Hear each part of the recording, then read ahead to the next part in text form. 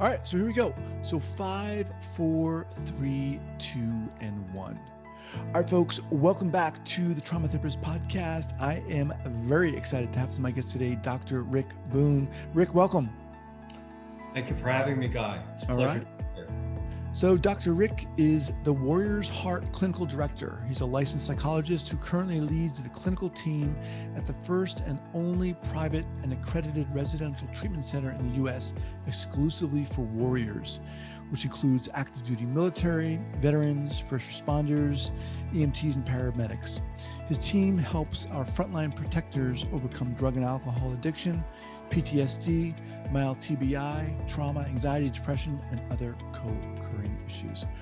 All right, Rick, just a little bit about you. Before we get going here, share with our listeners where you're from originally and where you're currently calling from now. Yeah, Guy, I'm from Ohio, small town in southern Ohio, right on the Ohio River. Of course, my military career took me a lot of places, but now I call home Texas. Okay, nice.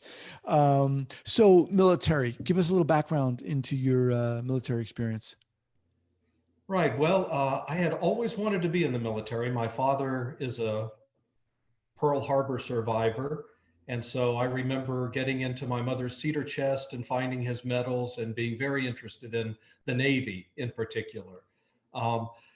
Didn't go in that direction once I got into high school, but when I got into graduate school, I discovered, hey, guess what? There are psychologists in the Navy.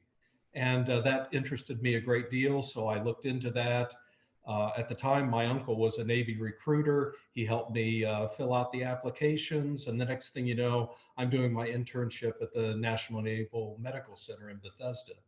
Okay. And I spent the next 26 years either on active duty or in the reserves, both Army and Navy. I ended up transferring into the Army just in time for 9/11, as it turned out. Wow. So let's kind of hear the story here. First of all, what got you into the psychology in the first place? Wanting to be a psychologist? Great question.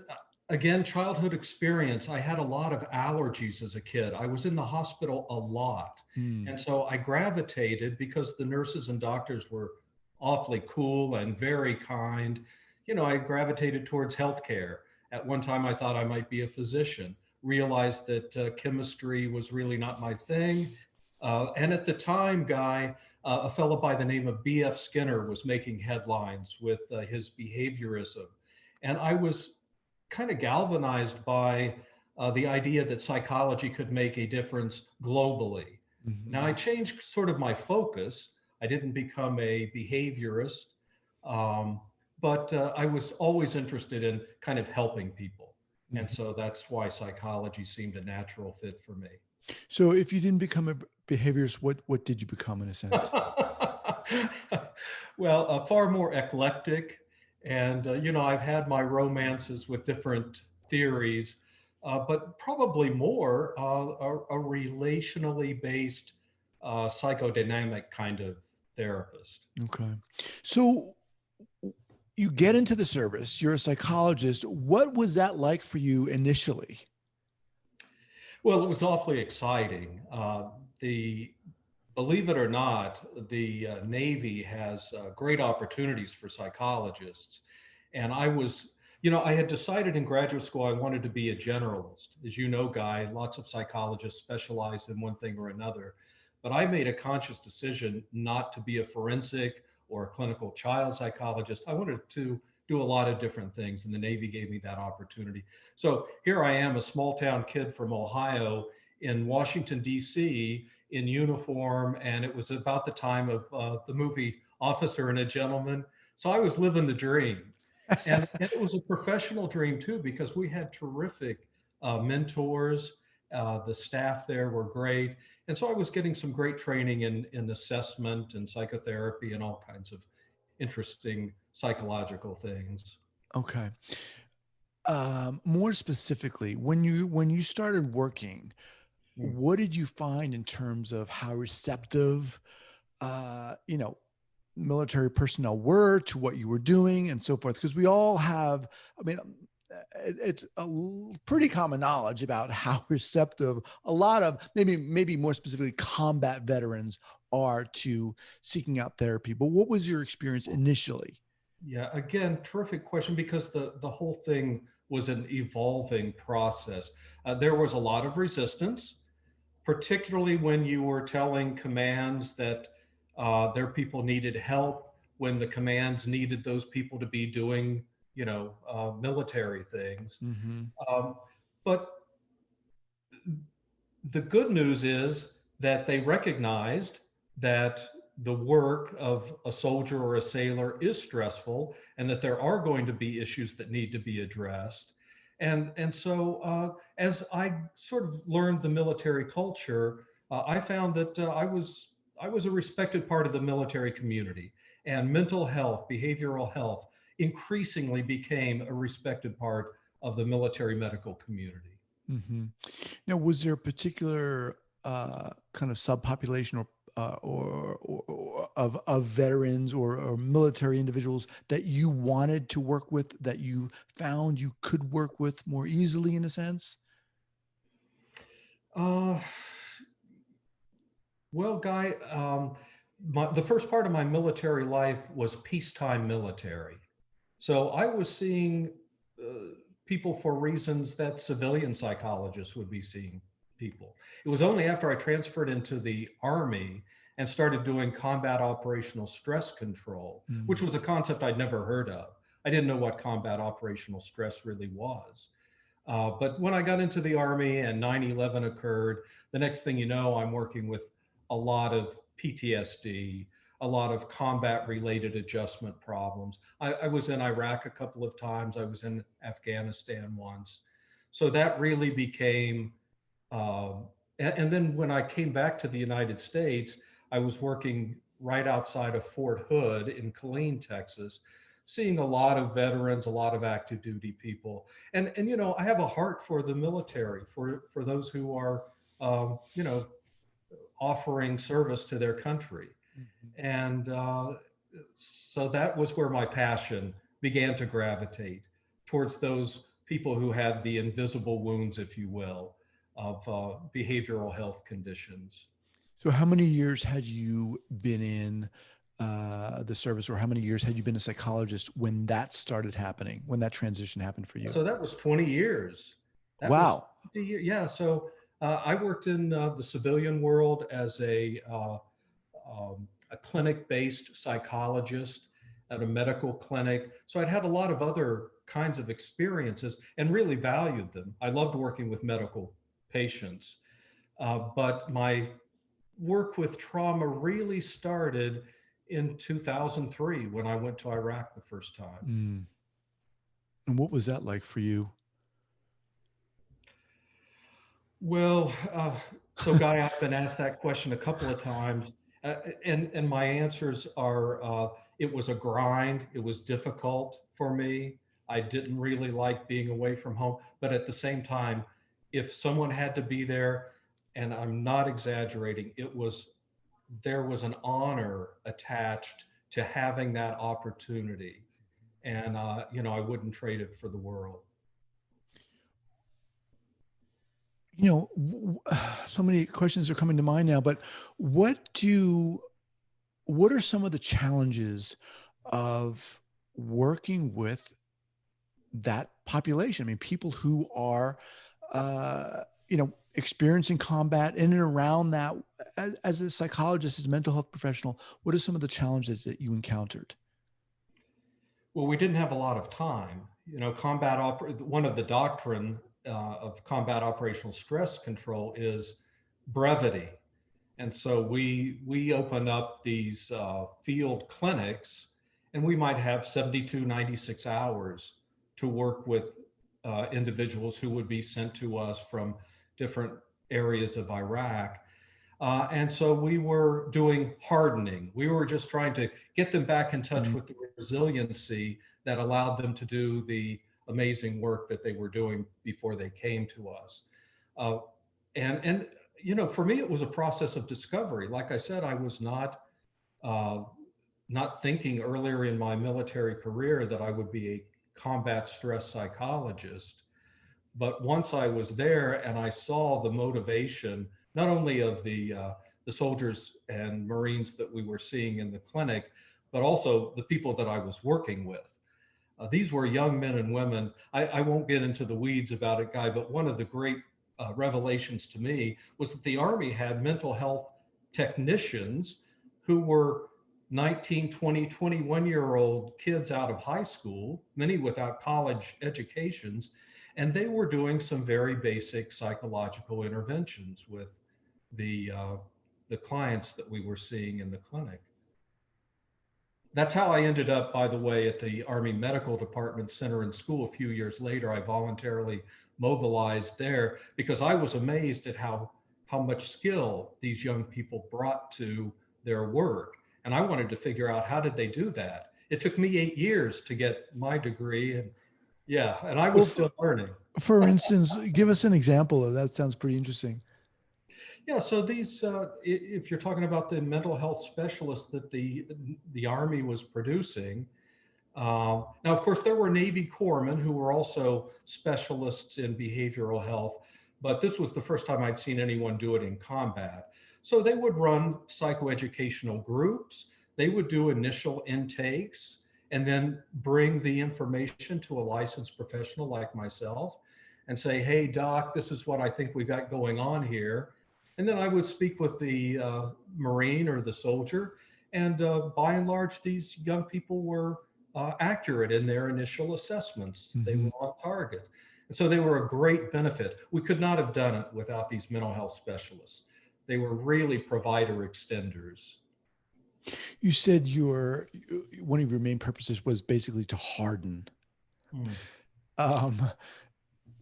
So you're hardening people who are have experienced combat or witnessing it, maybe experienced trauma, PTSD. Walk us through what that looks like. Can you take us there in an example? So I remember one soldier who was exposed to combat. And by the way, Guy, a lot of these people were experiencing home front issues also. Big stress from the home front, not being sure what's happening with spouses, with other family members. And, the communication, although it was greatly advanced from, say, Vietnam, it was still, less than ideal. So anyway, a soldier would come in and we would do an assessment. We would determine whether or not a few days of work hardening and really just a timeout from the work that they were doing militarily would be enough to get them back in the fight. And if the answer was yes, we think we can do that, we would provide them with food, hot meals that they may not have had. We would provide them with a shower that they may not have had, sleep, which was a big issue, lots of sleep deprivation issues. So we would give them some basic comforts, if you will. We would also put them to work. There were always projects around the compound that needed to be done so that they could continue to feel like they were making a contribution. And they would go through some group therapy, some process-oriented work, but some psychoeducational on, anger management or communication skills, whatever it was that they were lacking. They knew from the very beginning, and this was key, they knew that they were going back. And I'll tell you something else, Guy, this was very encouraging. Most of them wanted to go back.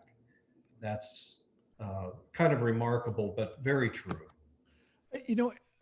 My guess is that there are some people who are listening thinking, well, what do you mean by hardening? It almost sounds antithetical to what some people might think therapy should be like. But then again, you're in a very specific situation, right? The goal is to get that person back and to complete the mission.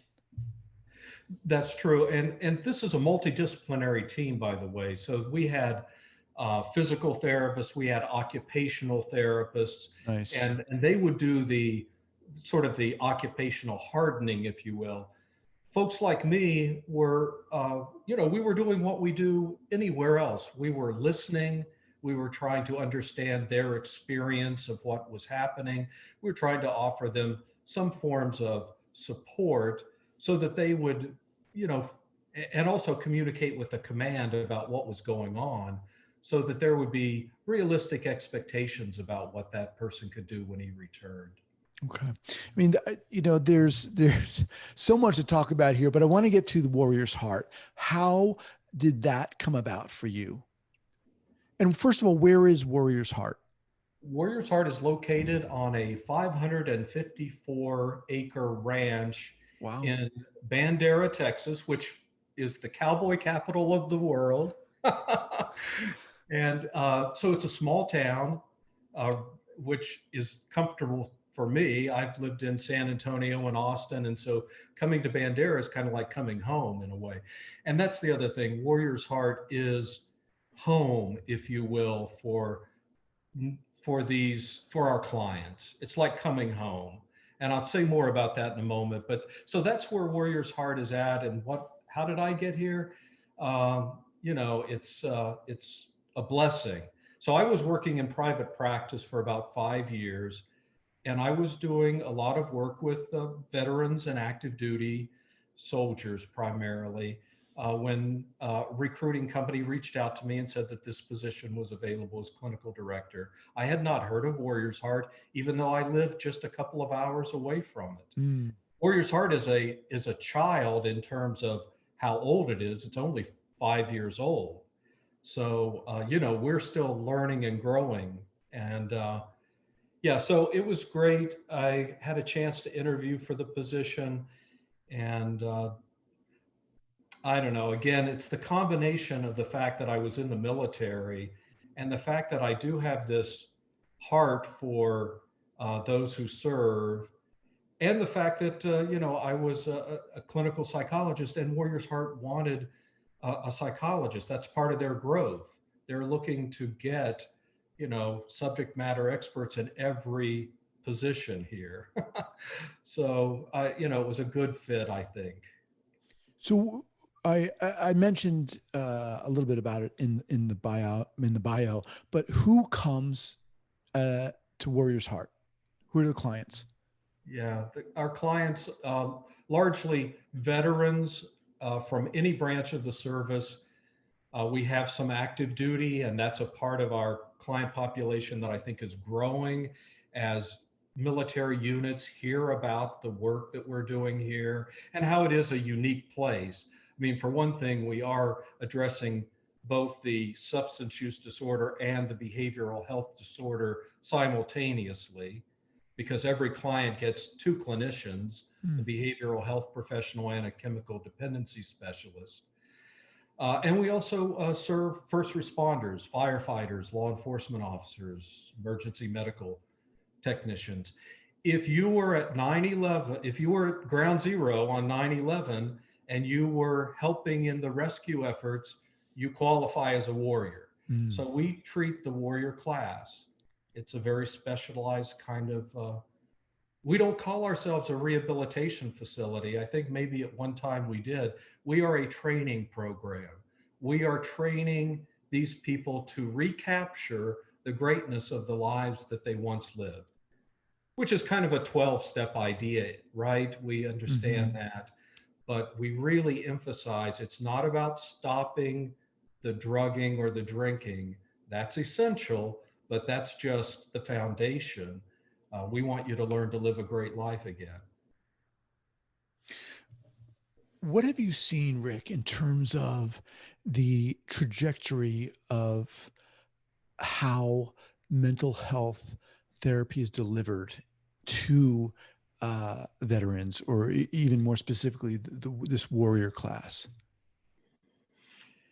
Well, I think you could take it from multiple perspectives. I think the field has become more sophisticated. more interested in recognizing that practically all of us, Guy, are broken in some way and have some stress or trauma related brokenness within us. So the profession has, I think, enhanced its ability to understand that. I think the client population has become more receptive to the Mhm. possibility that, you know, it's one thing to be strong and kind of drive on and not pay attention to your feelings. But, you know, sometimes you actually will be stronger if you become vulnerable, if you talk about, you know, painful emotions. And so uh, I, I've even seen it in the last year since I've been here, a greater recognition as word gets out, you know, there is strength through the expression of vulnerability. And warriors aren't like that.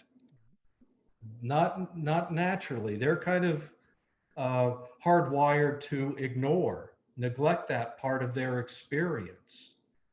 Um, And in fact, yeah, wouldn't it be true to say that, within the context of war, that would be even that would be counterproductive? adaptive.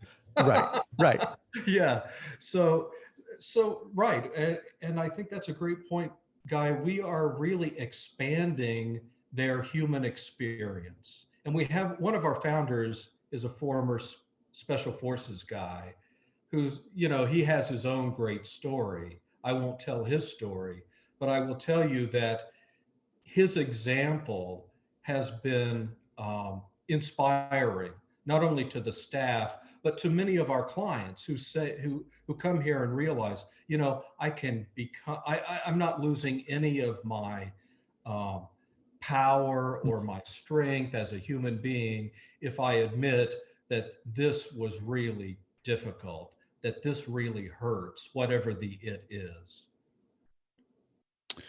In terms of, you know, you said you've seen things shifting a bit. There still is, and correct me if I'm wrong here, but there still is that stigma, right, about seeking out therapy or mental health therapy or talking to someone. Um, how is that being addressed in the military from, the top down in a sense? Well, we saw it recently at Fort Hood with kind of the big shakeup there, and the Secretary of the Army talking. I forget the phrase he used, but it was a fairly powerful one. We're not just complying, but we are committed. Of course, these are words, and words are wind, and we'll see how things eventuate. But I do think that, you know, there's been a cultural shift towards a greater openness to psychological therapies, and it's sort of trickled down into the military. Now I'm not I'm not on active duty anymore, so I can't speak for the military psychologists and psychiatrists today. They may have their own challenges, but from what I can see, commands are much more receptive to the recommendations and guidance of behavioral health professionals. And I think behavioral health professionals who come into the military, I think, are more attuned to the military culture. Mm-hmm. I was fortunate because I had a dad and some other relatives who'd been in the military, so I had a little bit of a connection there. But some of my young colleagues this was back in the 1980s, they really didn't know the military very well. And so there was an adjustment period for them. And Nowadays, I think that adjustment period has decreased, Mm-hmm. and there's a greater synchronicity between behavioral health and the military in general. Awesome, awesome. So, if people want to, first of all, if people want to get in contact with you, what's the best way to do that? Let me just reintroduce you. I'm speaking with Dr. Rick Boone. He is a clinical director at Warriors Heart in Texas. How would people go about getting in contact with you, Rick? Who would want to get in contact with the I think guy? after listening to this, a lot of people might be. Well, I mean, okay, you can reach me through Warrior's Heart. Uh, and I don't have a telephone number, Guy, to offer you. My email address is rick.boone@warriorsheart.com. Okay.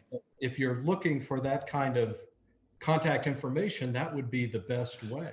Okay. And in terms of, again, people who might be interested in your program, a client, any, as you call them, any warrior who is suffering from addiction and or trauma or what? Yeah, so there are two requirements for admission to Warrior's Heart. One is you have to be a member of the warrior class, and I think we've talked a little bit about what that looks like. The other is you have to have a primary diagnosis of substance use disorder. Now, I would say 95% of our clients have a co-occurring behavioral health condition, but that's not essential for admission. But you must have a substance use disorder.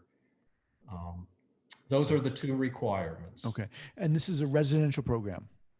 Well, we go from detox to sober living and intensive outpatient and even telehealth nowadays. I see. But yes, the program that I'm most familiar with and most involved in is the residential treatment program. 42-day program, 6 weeks, every day is different.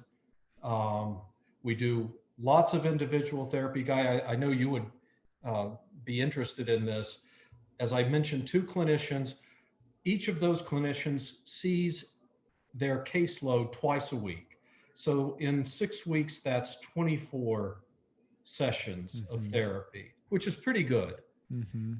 In addition, 2 or 3 significant group therapy activities each day. And I would be remiss if I didn't add, we have some really kick-ass electives: metal shop, wood shop, canine program, equine, lots of things. And this is not just ancillary, this is essential stuff. This is great therapeutic healing. Awesome. Now, I'm very well aware of why those are essential, but talk a little bit about that for our listeners. Why are those things essential? Well, I think they're particularly essential for those with substance use disorder or trauma-based disorder, because these are ways of processing, sometimes unconsciously, but we work very closely with our art director to have clients find expressive modes, creative modes, even, if you will, spiritually oriented modes of expression, expressing trauma, expressing regret, and then finally expressing some acceptance that this is the life that they have. They're not going to get another. I'm a big Stoic guy. And so I say, love your life. I say that all the time. No matter what has happened, you're not going to get a different one. You can only choose to love the one you've had. Right. And yeah, so all of the creative arts really help clients work through the idea of loving the life that they have. That's awesome. That's awesome. All right, Rick, as we wind down here, how about a go-to book recommendation, whether that's trauma related or not, or military related or not, something that or Stoic related or not? What do you have for us? Yeah, so I have one under every category, but there's a book called The Virtues of Imperfection. And I really love that book. It's told in story form. Guy, I know you love stories. And so it sort of takes a look at some of the world's major faith systems and tells wonderful stories about everything from discipline to love. And that's one other thing, Guy. I know that our time is just about up, but that is the core motivator of everything that happens here at Warrior's Heart. This is a loving place. I mean, we get after people, we stay on them to do the right thing and to get everything they can out of our training. But I really believe that it's the primary motivator is love. Wow, that's awesome way to end this. Rick, man, it's been awesome having you back here. I'd love to have you back on the podcast because there's a heck of a lot to talk about. But you name the time and date, I'm there. All right, it's brother. been a lot of fun. Thank you so much. All right, take care.